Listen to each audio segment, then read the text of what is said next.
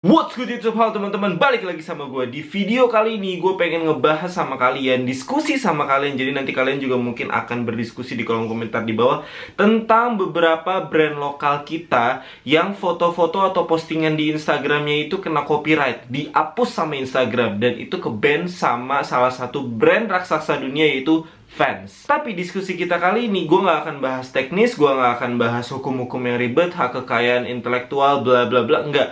Gue cuman akan berdiskusi dan gue akan beropini ke kalian tentang logika dasarnya. Dan opini gue kayak siapa sih yang salah, gimana ini bisa terjadi, dan tentu saja kalian juga bisa beropini. Harapan gue diskusi kita kali ini bisa menjadi suatu pemikiran baru yang dimana kita sebagai customer, kita sebagai penjual, mungkin sebagai pelaku bisnisnya juga bisa berkembang lebih bagus lagi, lebih baik lagi untuk culture di Indonesia ini. Yaudah, langsung aja kita mulai video ini. You ready? Let's go!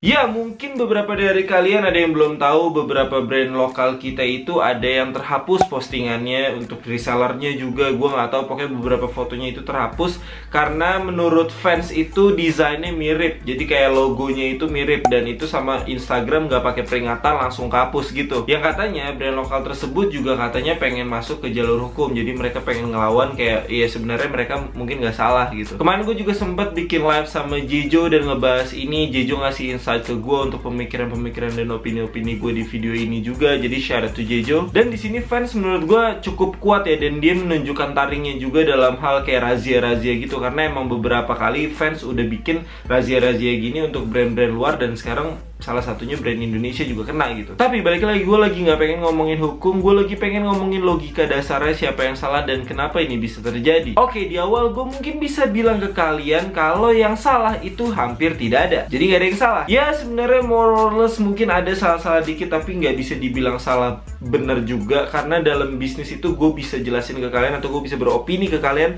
kalau itu ada dua. Misalnya kalian pengen bikin brand sepatu, kalian akan mendapatkan dua pilihan.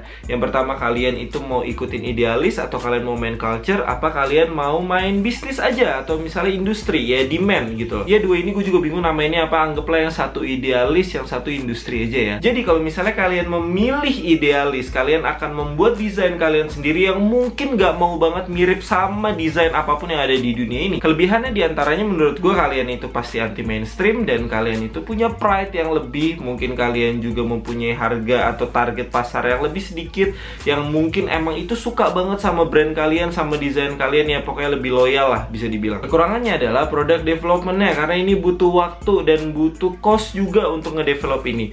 Terus sumber dayanya juga mungkin belum bisa kalau misalnya kalian pengen buat yang aneh-aneh, apalagi di Indonesia. Terus yang ketiga, pasarnya juga mungkin lebih sedikit, jadi kalian cuannya juga mungkin lebih sedikit atau mungkin lebih lama. Sebenarnya masih banyak lagi sih kayak kelebihan kekurangannya. Kayak kelebihannya mungkin brand kalian tuh akan lebih panjang umurnya kalian, karena kalian punya roots kalian sendiri gitu. Tapi kalau misalnya kekurangannya, mungkin kalian tuh akan mendapatkan masa yang banyak juga mungkin nanti-nanti gitu. Kayak pertimbangannya banyak banget untuk kalian yang mau bikin brand idealis seperti ini. Nggak salah, nggak bener, ya bener, nggak salah intinya. Gue persingkat aja, yang tadi kalian pasti udah dapet maksud gue apa. Yang kedua adalah di industri. Ya anggaplah industri ini kayak lawannya idealis gitu. Kalian ini emang pengen berbisnis, kalian ini emang pengen sales banget, jadi kalian pengen cuan banget. Kalau misalnya kalian pengen cuan banget, kalian udah pasti itu research yang namanya target market, dan kalian itu akan mendapatkan demand. Jadi demand customer tuh gimana sih, demand orang Indonesia tuh gimana sih, permintaan-permintaan orang Indonesia tuh seperti apa sih. Ya jadi seperti A gitu misalnya. A adalah demand terbesar di Indonesia.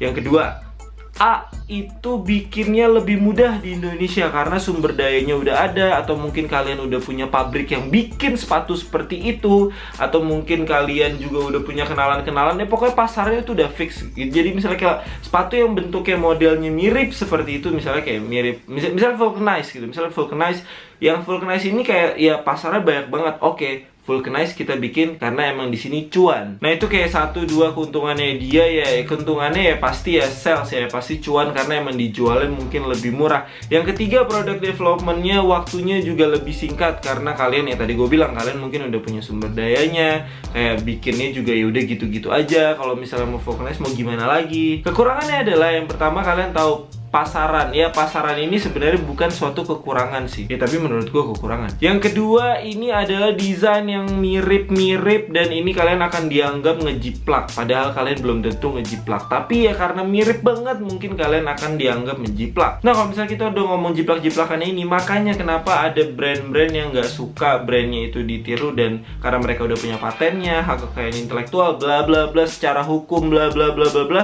ya mereka bisa aja nuntut brand yang menurut mereka ngikutin. Sama kayak misalnya kalian bikin produk asli terus ada yang KW-in gitu, kalian mungkin akan nggak suka. Atau misalnya ada yang niru walaupun nggak KW, kalian mungkin nggak akan nggak suka. Atau mungkin ada yang parodiin brand kalian juga mungkin nggak akan suka. Tapi untuk bikin produk yang pasaran yang emang demand-nya banyak ini salah apa enggak sih? Enggak, tentu saja nggak salah. Makanya tadi gue bilang, di antara dua konsep product development atau brand development ini nggak ada yang salah. Tapi sebenarnya yang paling penting dari semuanya adalah si logo desainnya ini. Karena logo desain ini adalah, kalau misalnya kita balik ke teori, adalah dia yang membedakan salah satu produk dengan produk yang lain. Atau misalnya kayak brand gitu, jadi membedakan brand yang satu dengan brand yang lain. Brand aja udah membedakan produk, nah logo ini membedakan brand. Kalau misalnya bentuknya sepatu, terus siluetnya mirip, itu sebenarnya nggak bisa dituntut dan nggak bisa kena copyright atau band bla bla bla, itu sebenarnya nggak bisa. Tapi kalau logo atau desain logo itu bisa kena copyright. Nah, problem salah satu brand lokal kita yang udah cukup besar itu adalah di desainnya dia. Ya mungkin stripesnya itu mirip sama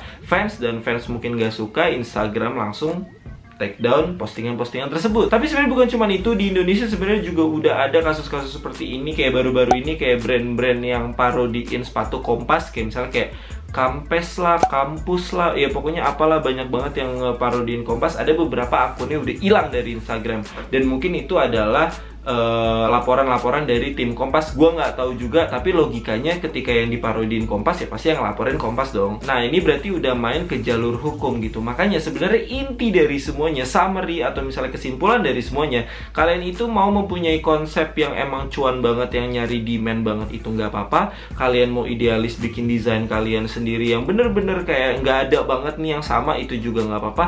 Tapi kalian nggak boleh ngelawan hukum. Intinya itu doang. Kalau mungkin kalian pengen bikin brand, mungkin kalian bisa pelajarin gimana hukum-hukum yang ada, atau misalnya etika-etika bisnis yang ada. Karena kan misalnya kayak bisnis itu kan nggak selalu hukum gitu, ada juga etikanya gitu. Mungkin kalian nggak dituntut, tapi kalian nggak enak lah kalau misalnya kalian menyinggung salah satu brand lain misalnya. Tapi ada beberapa kasus parodi yang tidak menjatuhkan, malah jadi kerjasama. Kayak contohnya waktu itu gue pernah dengar tentang Kamengski kalau nggak salah sama Indomie, dan mereka malah jadi kerjasama beneran gitu, karena emang tidak ada yang menjatuhkan. Ya salah satu brand lokal kita yang kemarin kena copyright itu kan Ventela. Ya logikanya gini, Ventela udah sampai dilirik sama Vans, berarti Ventela namanya udah cukup besar, udah cukup menjadi pesaingnya Vans di Indonesia. Iya nggak sih? Itu artinya kita punya harapan untuk Ventela, untuk dia lebih baik, untuk menjadi brand Indonesia yang lebih besar lagi di kancah mata dunia gitu. Jadi kayak misalnya kita bisa membanggakan si Ventela ini, dan Ventela ini bisa membanggakan Indonesia juga. Kayak pokoknya semangat terus buat tim Ventela.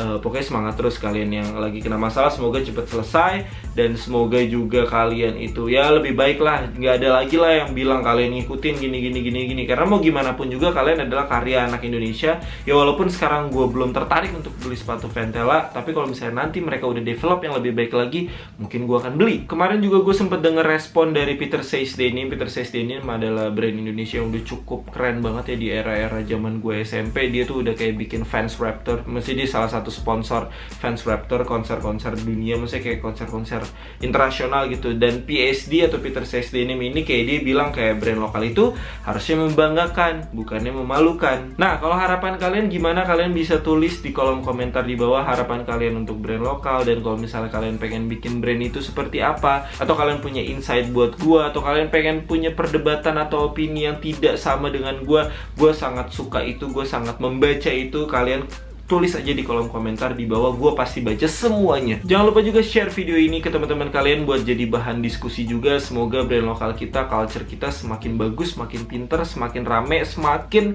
ya pokoknya semakin maju deh. Jadi kita bisa go internasional juga, jadi Indonesia namanya harum juga. Jangan lupa follow Instagram gue di @hanifrd_ buat daily feed gue, buat ya stories, buat kita mungkin DM-an juga. Ya pokoknya di sini kita seru-seruan, kita belajar bareng, kita ketawa bareng, ya pokoknya semuanya kita bareng-bareng aja. Thank you banget kalian yang udah mantengin video gue, yang udah nonton video gue kali ini. Semoga menghibur atau membantu, mendapatkan insight, mendapatkan sesuatu pelajaran, dan semoga gue bisa bikin video-video seperti ini lagi. Jadi subscribe aja channel gue, semoga kalian suka. Kira-kira gitu dulu video gue untuk kali ini. Sampai jumpa lagi di video-video gue yang lain. Gue Hanif.